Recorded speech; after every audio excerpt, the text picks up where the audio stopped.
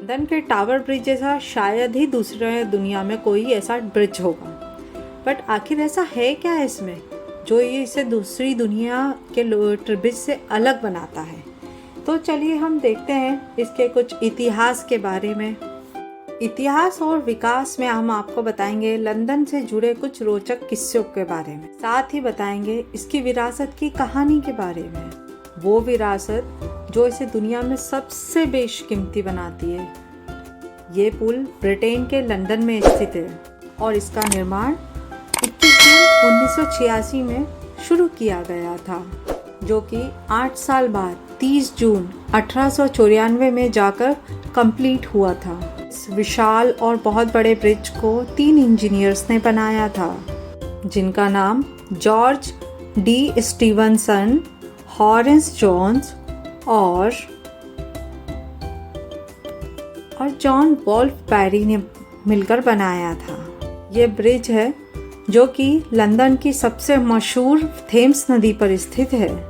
इसे एक यातायात तौर पर बनाया हुआ था और इसकी खासियत एक बे स्कूल ब्रिज होना है।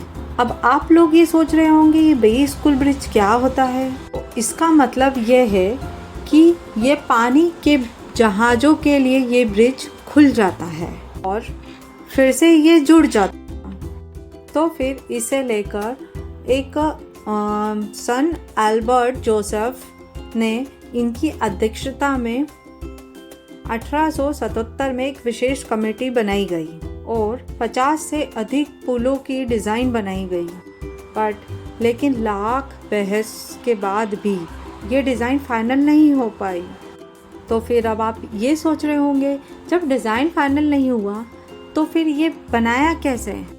फिर इसके बाद फाइनली तीनों इंजीनियर्स ने एक बे स्कूल ब्रिज का सुझाव दिया, जिसका आइडिया सबको फाइनली समझ में आया।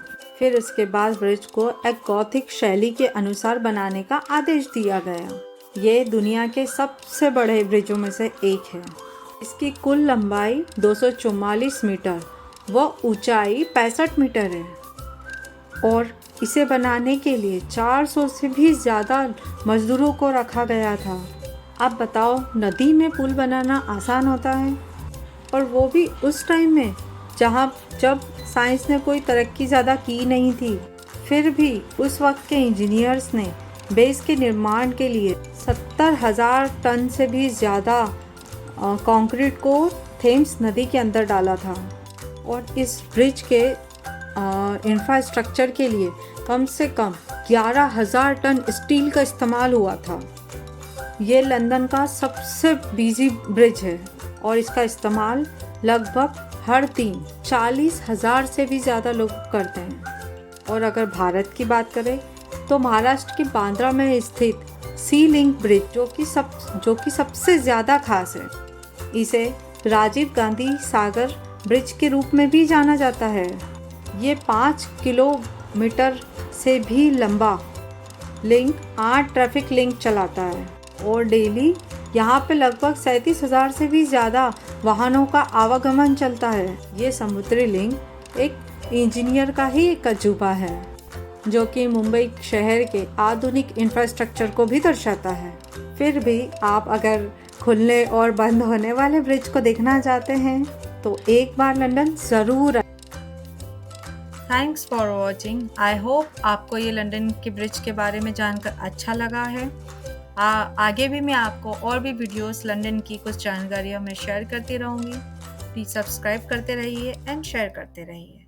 Thank you.